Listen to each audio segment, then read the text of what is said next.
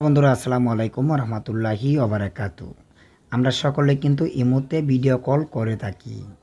তো আমাদেরকে যারা কল দেয় তাদের সাথে কথা বলার সময় কিন্তু তারা আমাদের অজান্তেই একটি স্ক্রিনশট নিয়ে নেয়। তো আমাদের স্ক্রিনশটটি যখন তারা নেয় আমরা কিন্তু জানতে পারি না। তো আমাদের ইমোর একটি সেটিংস আছে, সেটিংসের মাঝে আমরা স্ক্রিনশটটি অফ করে দিব। তাহলে আপনারা যে কলকে কথা বলেন ইমোতে ভিডিও কলে তারা কিন্তু আপনার স্ক্রিনশটটি আর নিতে পারবে না।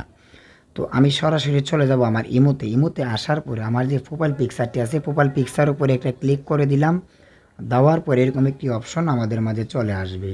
তো আসার পরে সেটিংস নামের একটি অপশন আমাদের মাঝে রয়ে গেছে। তো আমরা সেটিংসের উপরে একটা ক্লিক করে দিব। সেটিংসের উপরে একটা ক্লিক করে দিলাম, দেওয়ার পরে এরকম একটি অপশন আমাদের মাঝে চলে আসবে। তো আসার পরে আরেকটি অপশন আমাদের মাঝে চলে আসছে, এই যে একটি অপশন, এই অপশনটির উপরে আরেকটি ক্লিক আমরা করে দেব। দেওয়ার পরে অ্যাভয়েড করে কিছু নিচে চলে আসব। আসার পরে দেখুন আরেকটি অপশন এখানে মাঝে রয়ে গেছে, এই যে একটি অপশন, এই অপশনটির মাঝে আমরা আরেকটি ক্লিক করে দেব। তা দেওয়ার পরে দেখুন এই জায়গায় একটি অপশন কিন্তু আমাদের অন রয়েছে।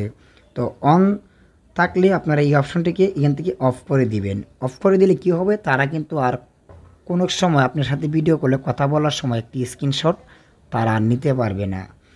তো আমাদের এই ভিডিওটি যদি বিন্দু পরিমাণ ভালো লাগে একটি লাইক করে দিবেন, চ্যানেলটিকে সাবস্ক্রাইব করে আমাদের সাথে থাকবেন। ধন্যবাদ সকলকে, আল্লাহ হাফিজ।